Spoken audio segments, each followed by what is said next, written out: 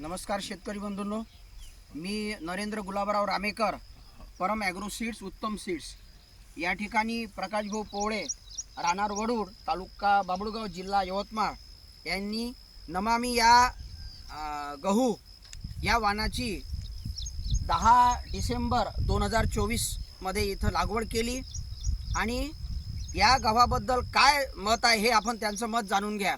तर तुम्ही सर्वप्रथम तुमचा परिचय द्या आणि या गव्हाबद्दल तुम्हाला काय वाटते सांगा. माझं नाव प्रकाश डोमाजी पोवळे, मी राहणार वरुडाव. आणि हे जे मला वाण जे आणले समजा नमामी 11-11, तर ह्या गावाबद्दल तर मला आता असं वाटते की बा मी सुरुवातीतच पेरलेला गहू आहे आणि गव्हाची तसं पाहन तर मला खूप पसंत आला आहे. म्हणजे काहून का उंबई चांगली आहे, फुटवे जास्त चांगले निघाले आहे. मी तर साधारण पतलाच पेरला, असं वाटे का माझा गहू पतला झाला, पण आता मला समाधानकारक वाटू राहिलं. फुटवे जास्त निघाले का झाडाला 10-10, 15-15 फुटवे निघाले आहे.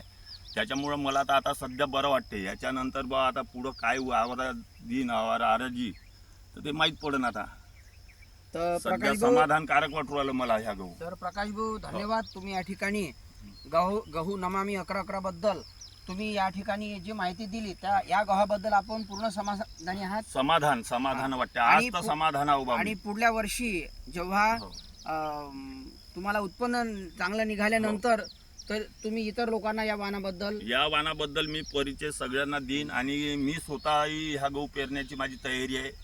आता सध्या समाधानकारक आहे मला. बरं. हो, धन्यवाद.